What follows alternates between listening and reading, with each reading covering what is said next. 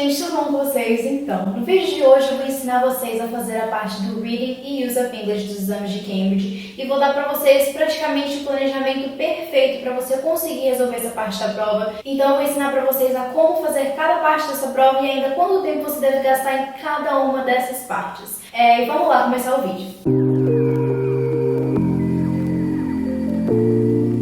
Eu acho que a coisa mais importante que você tem que ter é um planejamento exato de quanto tempo você vai gastar em cada parte desse paper. Não só um planejamento de tempo, mas um planejamento também de execução. Qual vai ser a ordem que você vai fazer e o que você vai fazer em cada uma das partes. Essa aqui foi a versão atualizada que eu fiz alguns meses antes da prova, que foi colocando todo o meu planejamento para a prova inteira. Então tem writing, reading, só nessa folhinha aqui. E isso aqui é a parte mais importante da sua prova. Então, eu vou destrinchar esse planejamento para vocês e contar quanto tempo eu gastava em cada parte da prova. Então, vamos lá. Eu sugiro que vocês façam a prova exatamente nessa ordem. A parte 6, a parte 4, a parte 5, a parte 7, a 3, a 2 e a 1. E eu sugiro que vocês gastem, respectivamente, 20 minutos, 10 minutos, 14 minutos, 14 minutos de novo, 8, 8 e 8. Então, basicamente, você vai gastar esse esquema de tempo para resolver as suas questões. Eu acho que esse é mais ou menos o tempo ideal. E sim, vai sobrar um pouquinho de tempo no final. E esse tempinho no final faz sim parte do planejamento e você precisa dele. Porque na hora não vai correr tudo exatamente do jeito que você planejou. Agora eu vou falar um pouco de como resolver cada parte da prova e por que eu acho que essa quantidade de tempo é o ideal. Eu peguei o PDF de professores para o CPI e eu vou levar em consideração o past paper que tem dentro dele para explicar tudo isso para vocês. Eu vou explicando cada parte de acordo com a ordem que eu faria no dia de prova. Então, começando pela parte 6, vou colocar aqui do lado para vocês para ficar mais fácil de vocês verem. Eu já vi 3 sugestões diferentes sobre como resolver esse paper. Você lê tudo e depois lê as alternativas. Lê as alternativas e depois lê o texto por completo. E lendo o texto e depois tentando encaixar as alternativas. Primeiro, eu acho que você deve ler o texto por completo, sem ser uma leitura muito minuciosa. Depois disso, você vai ler as alternativas. E enquanto você vai lendo as alternativas, você vai tentando encaixar e voltando no texto, aí sim de forma minuciosa. Então aí sim você vai voltar para o seu texto, vai ler o parágrafo, vai ler a palavra que vem antes, a frase inteira que vem antes e a frase que vem no parágrafo depois e vai tentar encaixando essas alternativas. Eu não chegava a acabar de ler todas as alternativas para depois ir encaixando. Eu já ia lendo a alternativa A e já ia tentando encaixar, ou se nas alternativas mesmo eu li alguma coisa e falava assim, nossa, é daquela parte que eu li no texto, porque ele usou esse conectivo e tudo mais, eu já ia colocando. E se você chegou até aqui no vídeo, tá gostando e tá te ajudando, não se esqueça de deixar o like, isso ajuda muito o canal, se inscrever também e deixar aí nos comentários de por que você tá nesse vídeo. E você não tem que completar em ordem, complete aquelas que são mais fáceis primeiro. Se você sabe que um parágrafo vai ali e você tem certeza absoluta por causa do conectivo, por causa da ordem de sentido e tudo mais, já coloca ele ali para você não confundir esse parágrafo com o outro. Então já vai grifando aquelas palavras importantes que vem antes e depois do parágrafo e depois quando você lê esse texto no final por completo,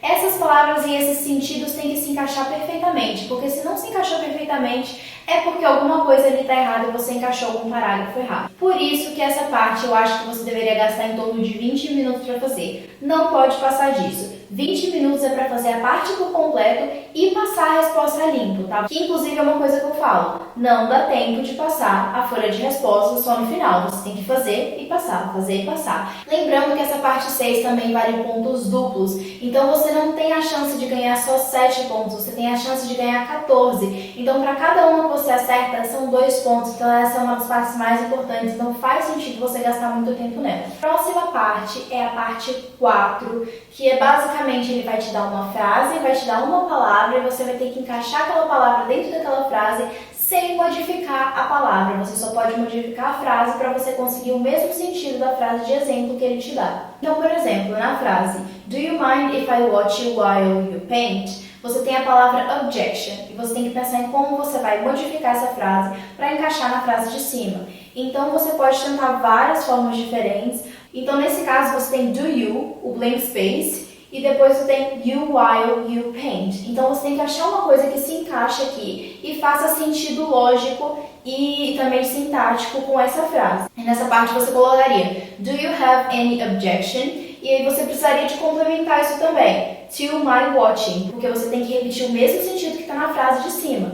Então não adianta só você complementar. Se o sentido não for o mesmo, provavelmente não está certo. Cada partezinha ali da frase tem o seu sentido que tem que dar e você tem que repetir esse sentido exatamente embaixo. Por isso que eu sugiro nessa parte da prova você gastar entre 10 a 12 minutos. Lembrando que essa parte 4 também vale pontos duplos, por isso que essas duas questões que valem pontos duplos, eu sugiro você começar por elas. Comecem por elas porque elas contam muito ponto. Essa parte 4, se você acertar metade da questão, você ganha 1 ponto. E se você acertar ela por completo, você ganha 2. A parte 5 é basicamente um texto de uma página, com 6 perguntas para você responder em relação a esse texto. Como que eu sugiro que você faça isso? Primeiro, você vai ler todas as perguntas, porque você já vai para o texto sabendo o que você vai ter que procurar ali. Então, quando é assim, ele fala no parágrafo tal, você já sabe que a informação está lá. Então, você vai ler o primeiro parágrafo e vai responder a questão do primeiro parágrafo. Ler o segundo parágrafo e responder a questão do segundo parágrafo. Caso a questão não esteja falando no parágrafo tal, e se não tiver isso, você vai ler o texto na ordem normal e já vai respondendo. Então, assim, quando você achou a resposta, você já vai lá e responde. A próxima parte que eu sugiro vocês fazerem nessa ordem é a parte 7. A parte 7 vai ter várias afirmações e 4 textos para você ler. Você lê todas as afirmações e já grifa o assunto principal daquela afirmação, sobre o que ela está falando. Depois que você leu todas essas frases e afirmações, você vai para o texto. Você vai ler o texto A e já vai colocar as afirmações que se relacionam a ele. Então, por exemplo, tem 3 afirmações que se relacionam ao texto A. Então, você já vai colocar a letra A do lado, para você saber que do texto B, essa afirmação já não pode ser. Obviamente, você já não vai excluir direto, porque se você for para o texto B e ver que tem um conflito ali, talvez você vai ter que voltar. Então, a estratégia por cima é na primeira hora de prova, você vai gastar fazendo a parte 6, a 4, a 5 e a 7, todas juntas nessa primeira hora de prova, e os últimos 30 minutos vão ficar para essas partes que geralmente se relacionam mais com o Paper Use of English, só a parte 4 ali também, do primeiro bloco, que é do Paper Use of English, mas em geral a primeira hora você usa para essas partes e os outros 30 minutos você vai usar para essas partes que teoricamente são mais fáceis e vão valer um pouco menos de ponto aí. Agora a parte 3, como você vai resolver? Primeiro, eu sugiro que você leia o texto por completo. Leia o texto para você entender a ideia geral. Depois você vai vir e você vai lendo o texto e tentando encaixar essas palavras. Essa parte da prova é muito importante você saber prefixo e sufixo para você conseguir manipular essas palavras e encaixá-las no contexto. Volta sempre no texto, relê se você está com um pouco de dúvida, porque às vezes uma palavra tem que estar no plural e se você escreve ela no singular é 0, você não ganha nada por isso. Então às vezes é um S ali que faltou, uma coisa mínima que faltou, só porque você não leu com muita atenção o texto. Agora a parte 2, como fazer ela?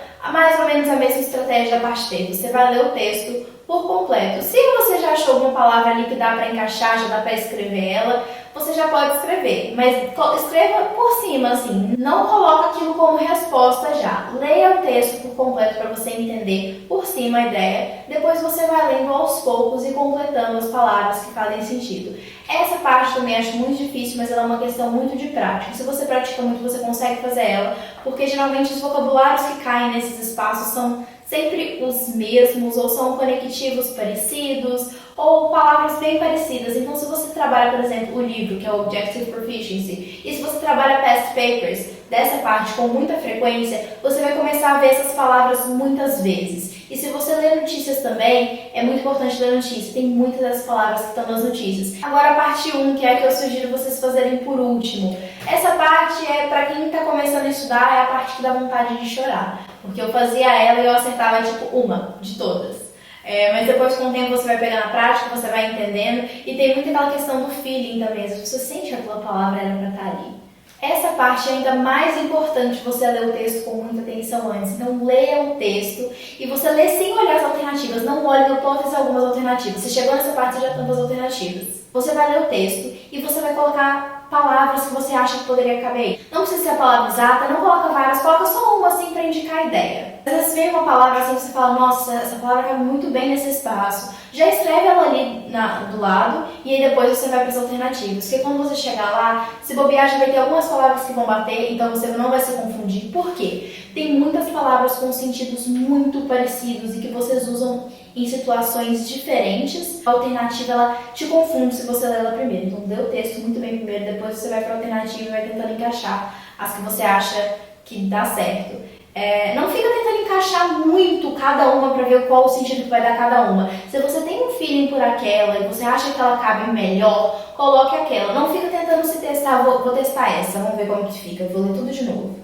Vou testar essa, vou ler tudo de novo. Não, coloca a que te deu o feeling, não é também só para bater o olho e jogar lá. E chegando no final da prova, você ainda tem esses 5 minutos e a prova ainda não acabou. Você vai voltar, vai conferir se você respondeu certo, se você colocou a ortografia toda certinha, porque erro de ortografia é 0. Você não ganha ponto para aquela questão, por mais que você tenha escrito certinho, a palavra exatamente que você queria. Se você não acertou a ortografia, tá errado. Então, você vai conferir essa questão de ortografia, ver se você respondeu tudo certo. Se teve alguma que você ficou com dúvida, você volta e dá uma olhada. Então, assim, use esse tempo cronometrado. Na sala de exame, eles colocam um relógio de todo tamanho. Então, você não vai ficar sem relógio. Para a parte 6 também, quando bater aquele desespero, você não sabe mais o que fazer com ela, você vai pegar um marcador amarelo, da cor que você preferir, e você vai grifar a palavra antes e a palavra que vem depois, a frase, né, que vem depois do parágrafo que está em branco. E se você não estiver conseguindo, você vai pegar todas as alternativas, você vai cortar em quadradinhos e você vai tentar encaixar quadradinho por quadradinho, como se fosse um quebra-cabeça.